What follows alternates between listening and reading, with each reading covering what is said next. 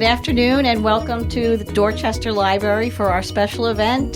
Today we have Carl Perrin, who is going to speak about his book, RDF1 Grangely. And here's Carl. Thank you. Well, I want to tell you, in the last 92 years, I've lived in 9 states, not 10 in each, but and the one that I like the most, New Jersey's okay, but New Jersey is not number one in my heart. Number one is Maine, and that's where I spent the most time, really. I'm a New Englander. I was born in Massachusetts, grew up on a farm in New Hampshire, and spent the last 26 years before we moved here in Maine.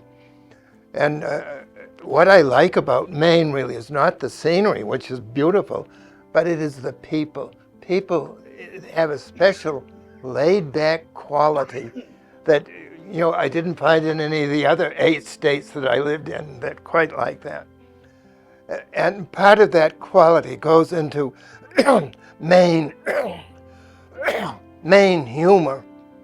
And so I've written stories since way back, and I thought I would write a story about Maine humor.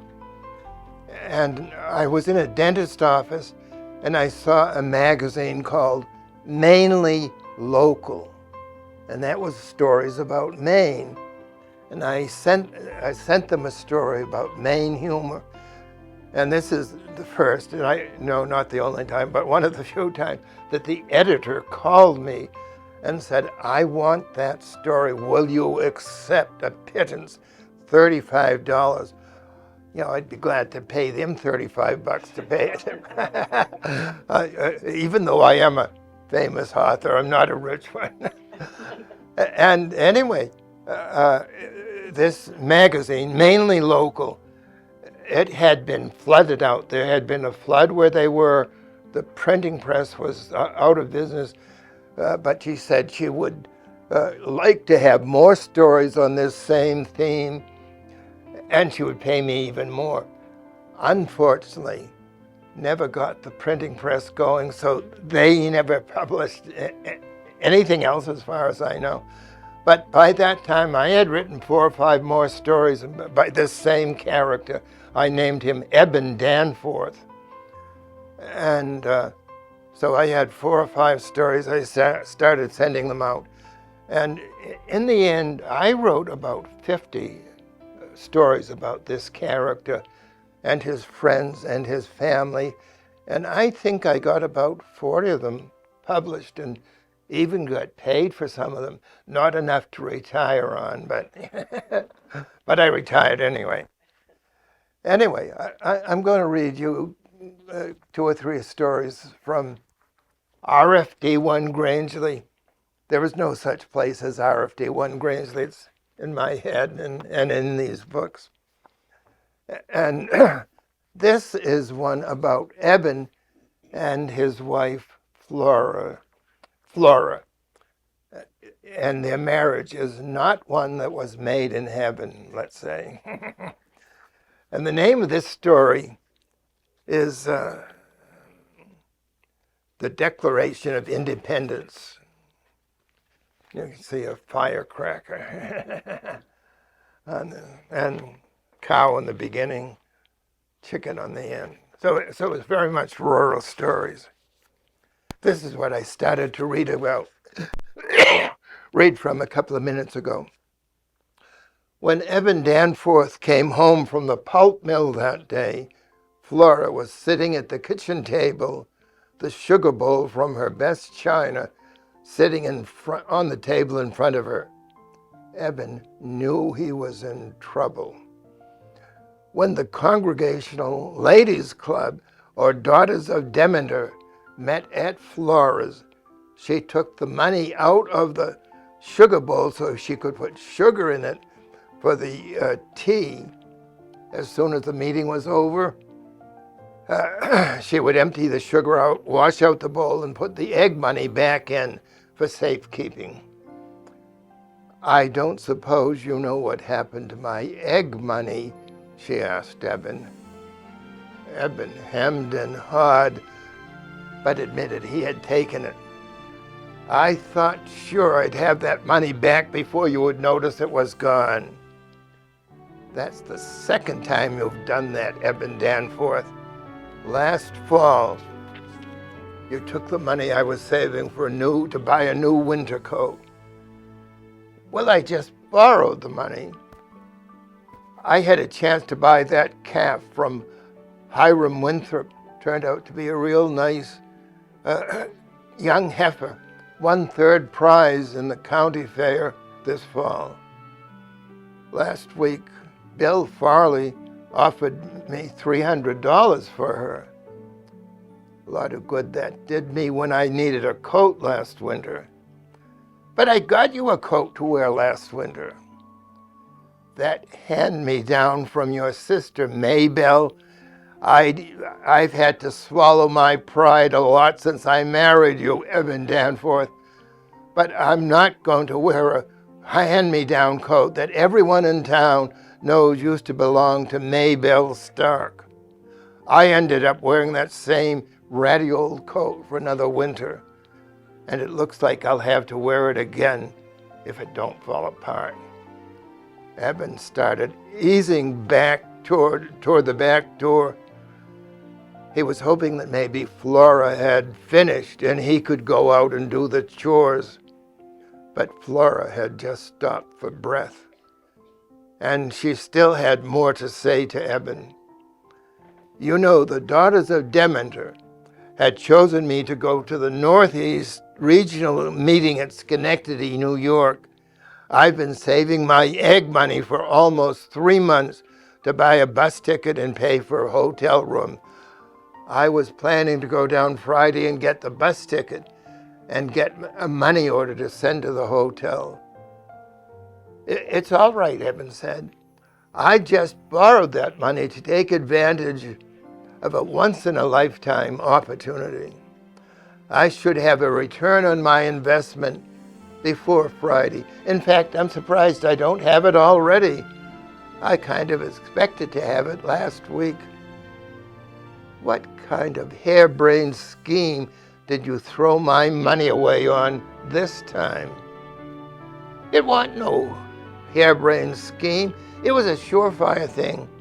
Tommy White told me about it. You see, we had this list of 10 names, and we sent $200 to the name on the top of the list and put my name on the bottom. You sent $200 to a stranger, her voice rising dangerously.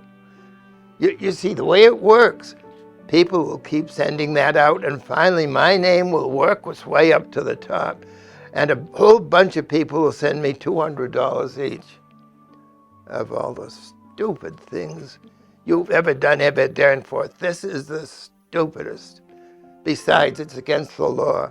I know Tommy White ain't got no more sense than you do, but he works for the post office, and he should know it's against the law to send out that kind of letter. You don't understand, Flora.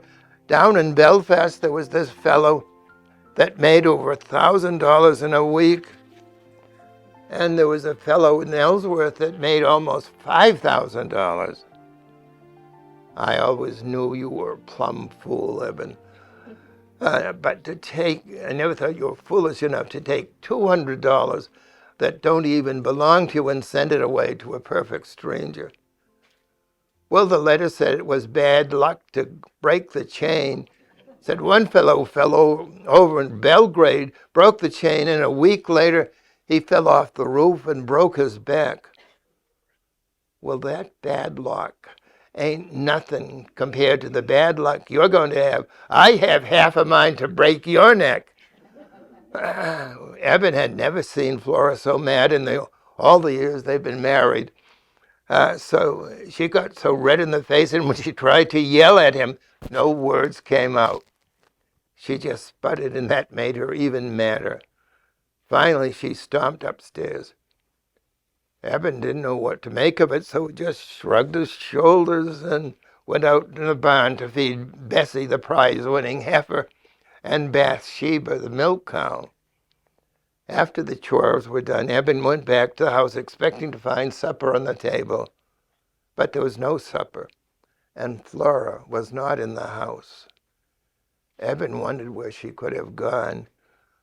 He looked all through the house for her and finally saw the note she'd left on the kitchen table. Dear Eben, I am hopping mad, so I've gone to stay with my sister Eustacia. There is some meatloaf in the refrigerator you can warm up for supper. There's some roast left over from Sunday's dinner you can warm up for supper tomorrow. And don't forget to eat some vegetables and wash the dishes. Yours truly, Flora. As Eben told Tommy White the next day, she just walked out and left me, she did. How long she planned to stay with Eustacia? Well, I don't know. I don't know if she's ever coming home. I ain't never seen her so mad before. I'll tell you how to get her home, Tommy White said. Make her jealous. Tommy had managed to stay single for 53 years, and he felt that accomplishment made him an expert on women. Make her jealous, Eben said. Sure, I noticed the way Esther Forbes was looking at you during the church supper. I did notice she was looking at me, but I thought she was just glaring at me after I took my third piece of blueberry pie and there weren't enough for her. No, now that you that wasn't it at all, Eben. I tell you, she's interested in you. She's been interested in you since the 7th grade. Now that you mention it, I recall I used to sit behind her in the 7th grade. I remember I used to dip her pigtails into my inkwell. That's what I'm telling you, Eben. A woman appreciates that kind of attention and remembers it. Come to think of it, Eben said, she did ask me to dance with her when it came to Ladies' Choice at the last fireman's ball. Well, there you are.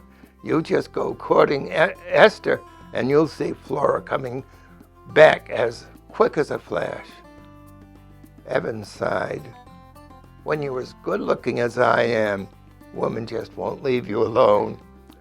Now, if you know Eben Danforth, you know just how good looking he is. With his big red nose, Adam's apple that's almost as big as his receding chin, thin gray hair plastered down on the top of his head. A couple of days after his talk with Tommy, Eben got all slicked up. He put on the brown and blue checked suit he bought to wear when his son Chester got married. Along with that, he put on his tie decorated with the bright pink and yellow flowers. Then he went out and cut a half a dozen roses from Flora's rose bush. He put the roses and the chocolates he'd got from the 7-Eleven in the cab of his rusty old pickup and drove down the road. In a few minutes, he came to a neat white bungalow. He got out of the truck, knocked on the door, the flowers and candy held in his left hand. In less than a minute, a stout gray lady with coy gray ringlets across her forehead came to the door. Just a minute, she said, before Eben had a chance to speak. I'll see if she's in. She disappeared, leaving Eben standing in the porch.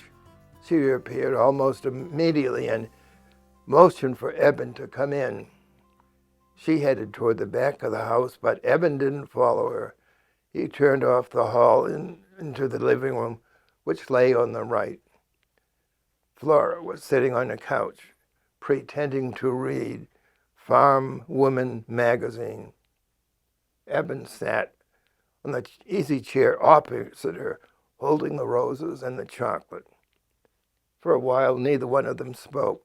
Flora said, "Real nice weather for October, ain't it?"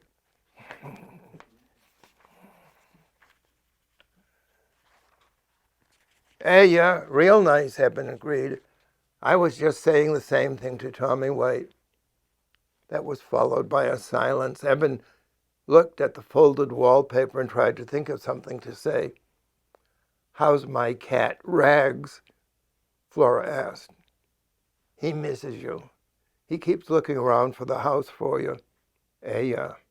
Silence. "I miss you too, Flora. I want you to come home." Flora didn't say anything, seemed to be thinking something over. "Did the Eggman come yesterday?" I put the money in the sugar bowl." "I see." Evan looked around the room. "Oh, I almost forgot." He pulled some money out of his pocket and handed to it. She counted it out. It was $200. She looked happier, but didn't allow herself to smile. "That should be enough to buy a ticket, to buy a bus ticket to Schenectady and pay for the hotel room when I... that should be enough to buy a bus ticket and pay for a hotel room when I go to the Daughters of Demeter at the regional meeting."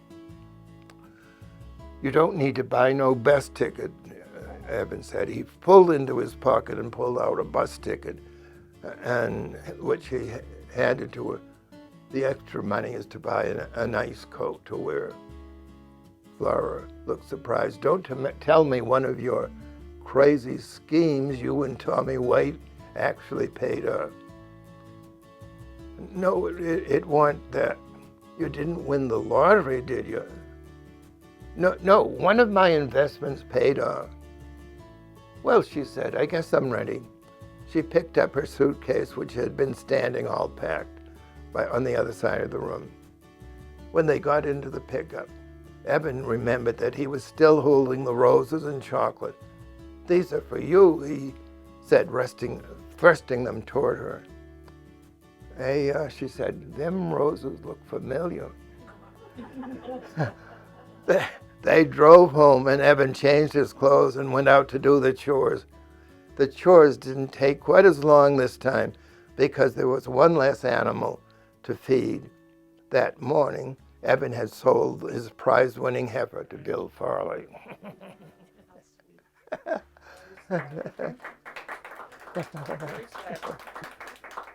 So I had so much fun, writing these stories, and something would come to me, and these characters really came to life. I came with something, and I knew how they would react.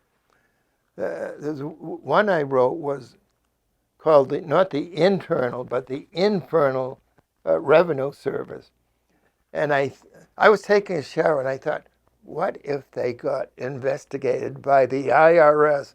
And I mean, the story was full blown in my mind. I'm there in the shower laughing at it. But that's the way. Let me.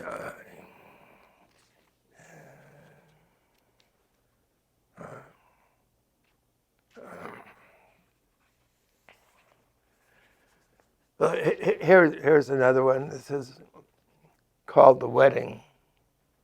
And again, Eben and Flora are both in this. He's in all of them. She's in most of them. And Tommy White is mentioned. He's in a lot of them. The Wedding.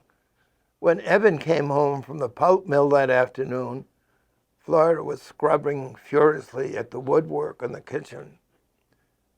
"We got any mail?" he asked. Flora gestured at the gray Formaker kitchen table. "Just that," she said.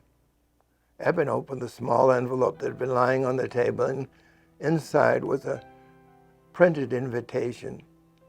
"Mr. and Mrs., not Eben, but Ezra Danforth cordially invite you to the wedding of their daughter, to Mr. Henry Jack."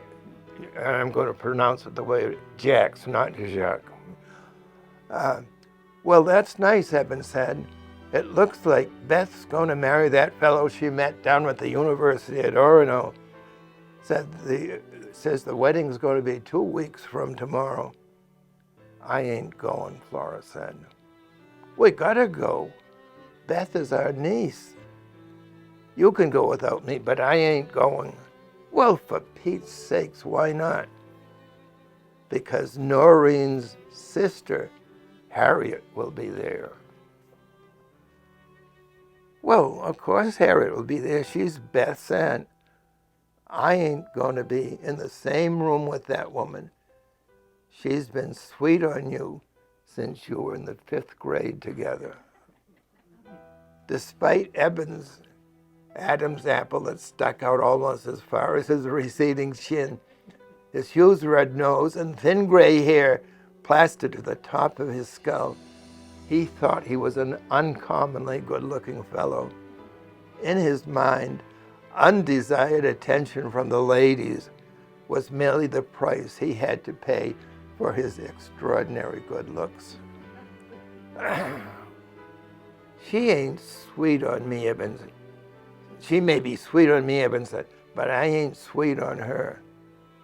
What about the time I caught her with her arms around you in the kitchen at the church supper? I just got tired of running from her. She was just fixing my tie. How come she got lipstick on your collar then? That was just a kiss for my birthday. Godfrey for her. We're relatives after all. She's your brother's sister-in-law. That ain't close enough for her to be giving you a birthday kiss a month after your birthday. In the end, Flora remained adamant she wasn't going to the wedding, so Eben had to go for himself. He dressed up in his suit with the brown and blue checks. He liked to wear his favorite tie with that.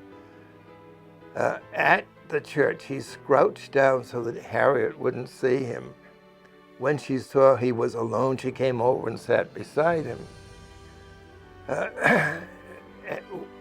And she and her daughter, Beulah. Harriet must have weighed about 200 pounds, and Beulah would have probably do her 50 pounds better. Why, Eben, she said, it's so good to see you. Where have you been keeping yourself? How come you're sitting that funny way? Did you hurt your back or something? Oh, I've been busy putting in some overtime at the pulp mill. Well, you haven't been working all the time, have you, you silly? Eben shifted uncomfortably. Well, me and Tommy White, we've been doing some things, business things. Where's Flora today? Oh, she ain't feeling up to stuff. She decided to stay home. Oh, that's too bad, Harriet said, resting her hand on Eben's knee. Eben froze. About that time, the organ began playing, and soon the ceremony was in progress. But Eben was so concerned about the hand on his knee that he hardly heard any of the ceremony. After the wedding, Harriet had to go to the Grange Hall where the reception was being held. She tried to talk Eben into going along with her. I could use a man's help, she said. Eben insisted he had to go up and congratulate the bride. He soon found himself with Beulah and the wedding party. Uncle Eben, the new bride, said, I want you to meet Henry's parents, Mr. and Mrs. Jacques. It was then that Beulah threw her arms around the bride. Tears were streaming down her eyes as she said, I'm so happy for you. She smiled through her tears as she turned to the bridegroom. I feel as if I've known you for a long time. Every weekend when Beth would come home from college, she would tell me about you, and I was so happy for her. I made her promise that if I died before the wedding, you would get married at my grave. The young woman smiled sadly. Mrs. Jacques turned to her and said, Good heavens, you're much too young to think about dying. I have chronic dysphoric ammonia, just like Aurora in the gathering gloom. The doctor told Aurora that she could go at any minute. I have the same symptoms that she does, so I know that my days are numbered. Poor girl sighed and tried to smile.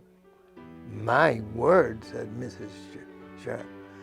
Beulah flooded her eyes and wavered a little on her feet. I'll be all right, she said bravely. You folks go on and have a good time. Don't worry about me. But Mrs. Jacques led the young woman over to the bench while Henry ran to get her a drink of water. Evan found himself with his niece and Mr. Jacques trying to break the pained silence that followed Beulah's dramatic withdrawal. Evan opened the conversation. What about them Republicans down in Washington? Ain't they ruining the country, robbing from the poor man and putting it in the rich man's pocket? Mr. Jacques stiffened visibly. I happen to be the chairman of the York County Republican Committee, he said. He responded, his face turning slightly red. By this time, Mrs. Jack had returned. Now, Louis, she said, I don't blame it all on the Republicans, Eben said. Them bankers is as bad as the Republicans any day. They bleed the poor so they for every penny they can and put it in the pockets of the rich men. Now, Louis, Mrs. Jack said to her husband, whose face was turning even redder. I happen to be the vice president of the First Federal Bank of Biddeford. Oh, well, I'm sure you ain't like all them other bankers. It's been real nice meeting you, Mr. Jacks, Eben said, grabbing the man's hand and pumping it. I guess it's time to be going to the Grange Hall. When Eben got to the Grange Hall, he saw Harriet sitting near the front door. He walked around to the side door to avoid Harriet. He opened the door and almost walked into Flora's sister, Eustacia. Eben, she said, I'm so glad to see you. I've been wanting to talk to you. She grabbed him by the hand and led him to one of the tables that had been set up. Now, if there was anyone Eben wanted to talk to even less than to Harriet, it was Eustacia. Ever since Eustacia had accepted Jesus Christ as her personal Savior 2 years earlier, she had been devoting her life to his work, especially converting the heathen. And in her mind, there was no bigger heathen than Eben Danforth. Eben tried to avoid talking to Eustacia because she was always asking him if he knew where he was going to spend eternity, if he was ready to accept Jesus Christ as his personal Savior, things like that. Wait a minute, Eustacia said. Eben said, I've got to, go to the restroom. He escaped from Eustacia and practically ran into the back of the Grange Hall where the restrooms were. But as he ran past the kitchen, Harriet came out and blocked his path. I saw that woman trying to get her clutches on you. She said, come on, I know where you can hide from her. Harriet led Eben into the cloakroom at the rear of the Grange Hall. She went into the cloakroom with him and closed the door behind her. In the meantime, Flora had been sitting at home, wondering if she had done the right thing in letting Eben go to the wedding by himself. The more she thought about it, the more she thought maybe she ought to go to the reception so she could keep an eye on Harriet and Eben. She got dressed in her pink polyester pantsuit and got Tommy White to give her a ride to the Grange Hall. Just as she entered the hall, Eben came running out of the cloakroom with Harriet right after him. Harriet started backing away when she saw Flora. Flora approached her adopting the stance she had observed in the dozens of kung fu movies she had seen. Then Flora leaped into the air, whirling as she jumped. I can break your leg in 7 places. You'll be a cripple for life. Harriet cowered in the corner of the kitchen holding his hands in front of her. I can break a person's skull with the edge of my hand, Flora said, swinging her hands menacingly. Then she leaped toward Harriet, yelling, "Ah!" Harriet screamed, pushed past Flora, and ran out the back door. In the main room of the hall, Beulah heard the yelling, saw her mother bolt out the back door. She leaned back dramatically, put her hand on the back of her forehead, staggering toward the middle of the room. I feel faint, she said, and she slumped to the floor. She sat up for a moment. Don't mind me. You people have a good time. At least I've had the satisfaction of seeing my cousin married before I die. Harry started to get up and help the stricken girl, but his bride grabbed him by the sleeve and hissed through clenched teeth, "Don't you dare go toward her." Eustacia went to the kitchen and led Flora and Eben to the table where she'd been sitting. Noreen, glaring at Flora, went out behind the hall and finally convinced her sister that it was safe to come in. Junior Larrabee walked over where Beulah was lying on the floor. "All right, Beulah," he said. That's enough."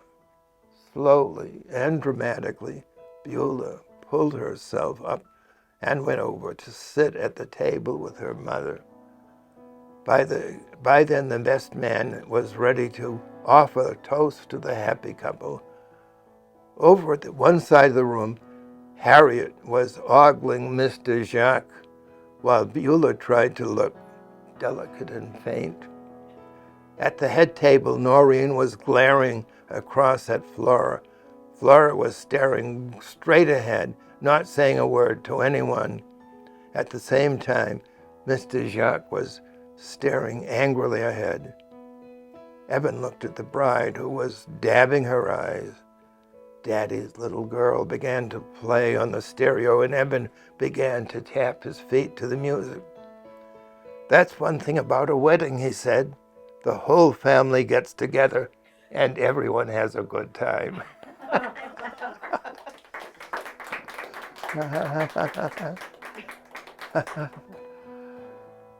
So, would you, have you had enough, or would you like another one? I gotta take my battery. You know what? I gotta pause you for a second. Okay, I have to find which one. All your stories. Yeah, well, all the Evan Danforth story, but there are a lot more. I just am too lazy to pull them all, to find them and put them together. Okay. One thing about Maine is that, it depends a lot on tourists in the summer. Summer people, they call them. And Mainers, they don't really like these summer people, but they like their money, And supposedly there was a sign, at the border of Maine, summer people, come and leave your money and then go. I don't know if that's true, but this story is about summer people.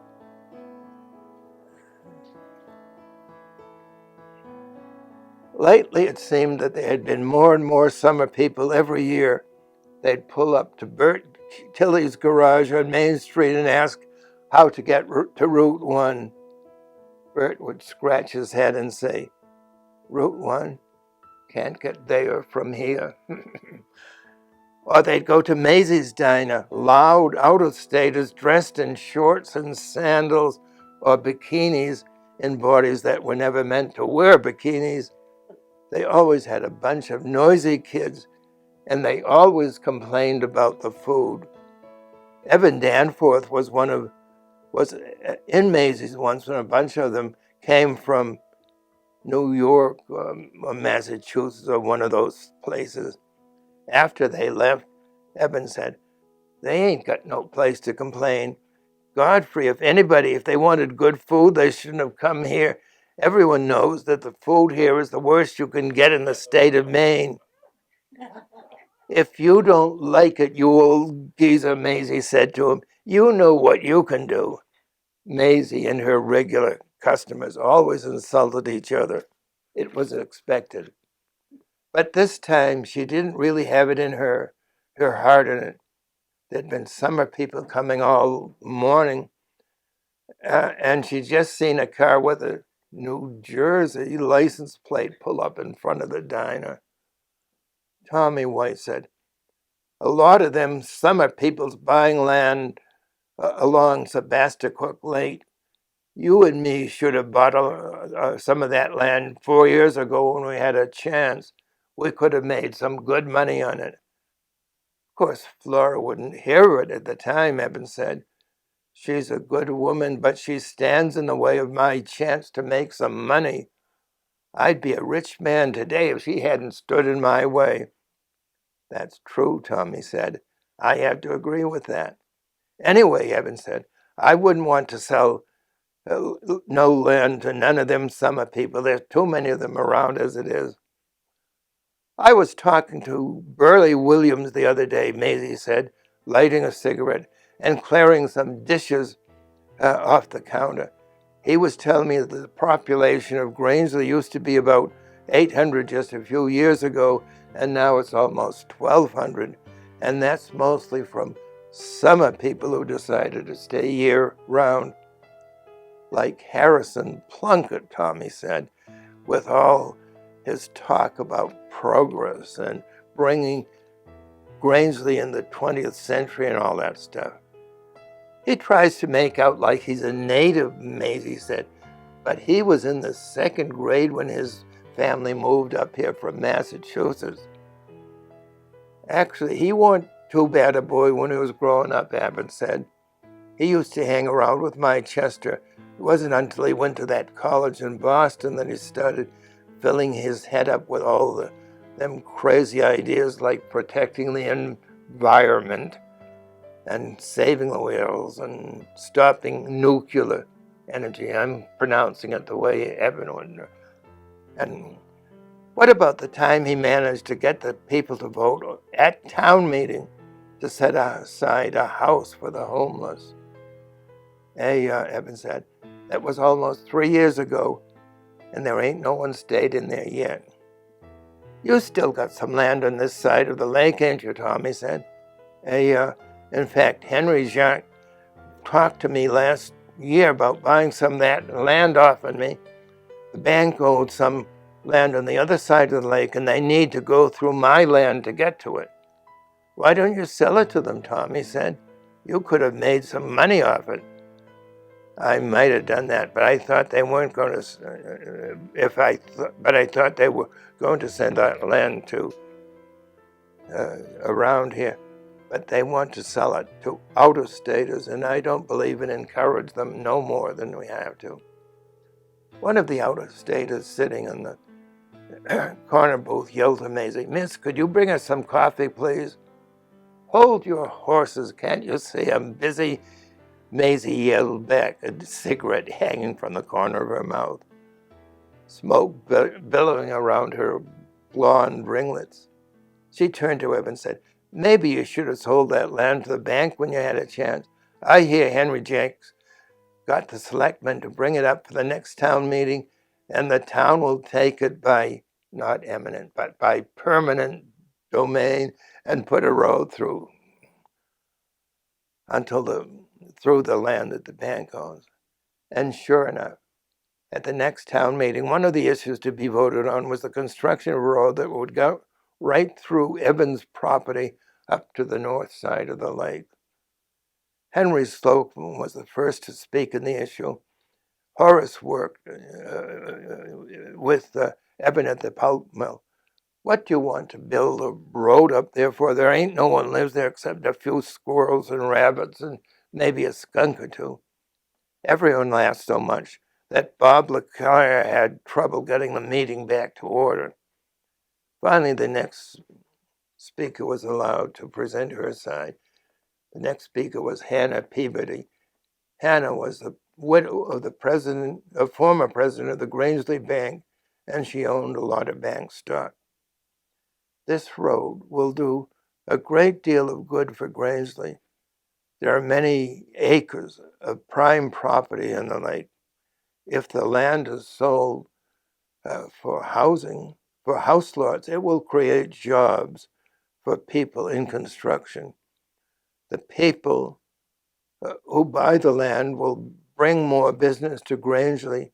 They will contribute tax dollars to Grangely. They will not cost the tax much in the way of services, since most of them will be here only in the summer. After Hannah talked, people started saying what she had told them made a lot of sense. Eben Danforth rose to his feet to stop all that foolishness. Why should we spend money for people who don't even live here? He asked. We should keep Grangely for Grangely people. Then he stopped and thought, but he couldn't think of anything else to say, so he sat down. Some people seem to think agree with Evan. Then Henry Jacques spoke. Henry was still in his 20s, but he was already a vice president of the bank. I agree with Evan, Henry said.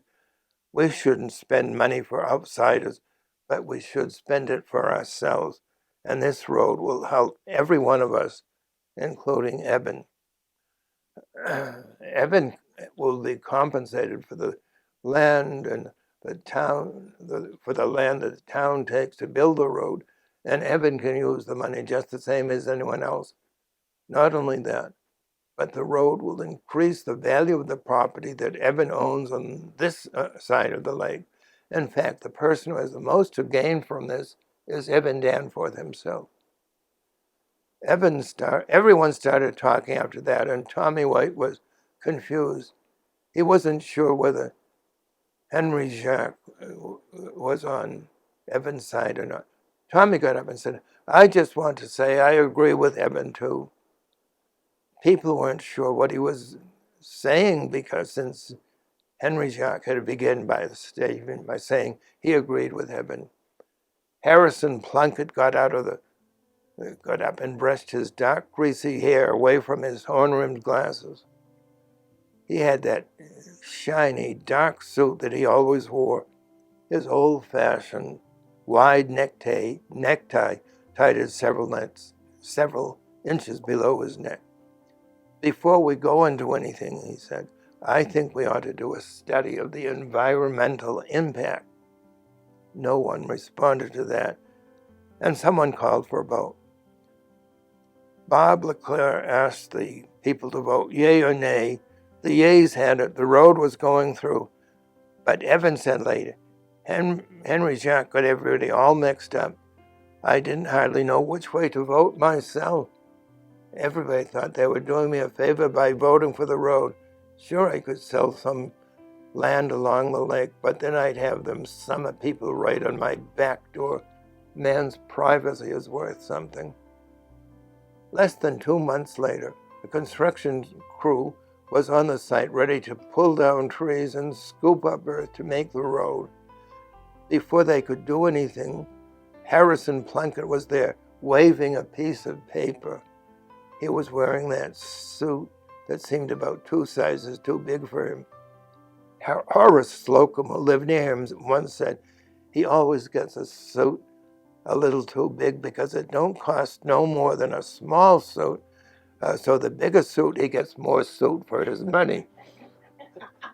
The paper that Harrison held was an order from the Penobscot Superior Court prohibiting construction in the area. What do you mean, the foreman of the construction crew demanded? We have a contract with the town of Grangely. Why can't we build a road here? Harrison pointed to a shallow pond a few hundred feet from the lake.